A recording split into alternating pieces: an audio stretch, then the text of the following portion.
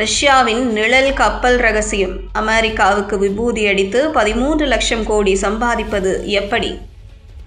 ரஷ்யாவின் பொருளாதாரத்தை எப்படியாவது முடக்க வேண்டும் என்று அமெரிக்காவும் ஐரோப்பிய நாடுகளும் கங்கணம் கட்டிக்கொண்டு திரிகின்றன. அதற்காகவே ரஷ்யாவிற்கு பொருளாதார தடைகள் விதிக்கப்பட்டிருக்கிறது. அதேபோல் ரஷ்யாவிற்கு வருமானம் வரும் வழிகளையும் அமெரிக்கா அடைத்து வருகிறது.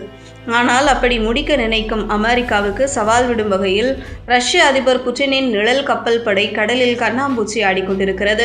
அமெரிக்காவிற்கு விபூதி அடித்து சம்பாதித்து வருகிறது. ரஷ்யா மீதான மேற்கத்திய நாடுகளின் பொருளாதார தடைகள் ஒருபுறம் இருக்கப்பட்டு வருகிறது. மறுபுறம் ரஷ்யாவின் எண்ணெய் விற்பனை மட்டும் குறையாமல் இருப்பதற்கு பின்னால் ஒரு பிரம்மாண்ட நிழல் கப்பல் படை இயங்கி வருகிறது.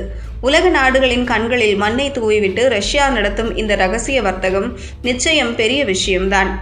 சர்வதேச விதிமுறைகளுக்கு அப்பாற்பட்டு பழைய மற்றும் பாதுகாப்பு தரம் குறைந்த கப்பல்களை ரஷ்யா ரகசியமாக விலைக்கு வாங்கி இந்த பணியில் ஈடுபடுத்துகிறது. இந்த கப்பல்கள் எந்தவொரு மேற்கத்திய காப்பீட்டு நிறுவனத்திடமும் பதிவு செய்யப்படுவது கிடையாது. கப்பல்களின் எண்ணிக்கையை பொறுத்தவரை இதுபோன்று தற்போது சுமார் 600 800 கப்பல்கள் ரஷ்யாவின் இந்த நிழல் படையில் இருப்பதாக கணிக்கப்பட்டிருக்கிறது. இந்த ரகசிய கப்பல்கள் மூலம் மாதம் ஒன்றுக்கு சுமார் $11 பில்லியன் முதல் $15 பில்லியன் வரையிலான எண்ணெய் வர்த்தகம் நடைபெற்று வருவதாக தகவல்கள் வெளியாகியுள்ளது. அதாவது 11 லட்சம் முதல் 13 லட்சம் கோடி ரூபாய் அளவிற்கு ரஷ்யாவின் வர்த்தகம் நடைபெறுவதாக கூறப்படுகிறது. இதில் பயன்படுத்தப்படும் கப்பல்கள் பெரும்பாலும் 15 ஆண்டுகளுக்கு மேல் பழமையானவை. இவை எந்த நேரத்திலும் விபத்துக்குள்ளாகும் அபாயம் கொண்டவை என்று கூறப்படுகிறது. ரஷ்யா கையாண்டு வரும் இந்த ரகசிய யுக்திகள் சர்வதேச கடற்படையே தலை சுற்ற வைக்கிறது. சர்வதேச கண்காணிப்பு கருவிகளில் சிக்காமல் இருக்க நடுக்கடலில் இந்த கப்பல்கள் தங்கள் GPS கருவிகளை அணைத்துவிட்டு பயணிக்கின்றன. ஒரு ரஷ்ய கப்பலிலிருந்து மற்றொரு நாட்டு பெயரில் இருக்கும் கப்பலுக்கு நடுக்கடலில் வைத்து எண்ணெயை மாற்றுகிறார்கள். இதன் மூலம் அந்த எண்ணெய் எங்கிருந்து வந்தது என்ற தடயத்தையே அழித்து விடுகிறார்கள். ஒரே கப்பலுக்கு சில வாரங்களிலேயே 2-3 பெயர்களை மாற்றி போலி ஆவணங்களை தயாரித்து துறைமுகங்களில் நுழைத்து விடுகிறார்கள். இந்த நிழல் கப்பல்கள் மூலம் எண்ணெய் வாங்குவதில் சீனா மற்றும் சில தென்கிழக்கு ஆசிய நாடுகள் முன்னணியில் உள்ளன.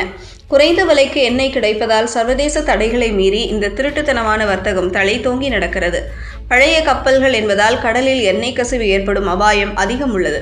இது நடந்தால் எந்த காப்பீட்டு நிறுவனமும் பொறுப்பேற்காது என்பதால் இது ஒரு சுற்றுச்சூழல் நேரடி வெடிகுண்டு என்றும் சுற்றுச்சூழல் ஆர்வலர்கள் எச்சரிக்கின்றனர். ஆனாலும் அமெரிக்காவிற்கு விபூதி அடித்துவிட்டு சம்பாதிக்க ரஷ்யா இந்த வழியை தான் தற்போது பின்பற்றி வருகிறது.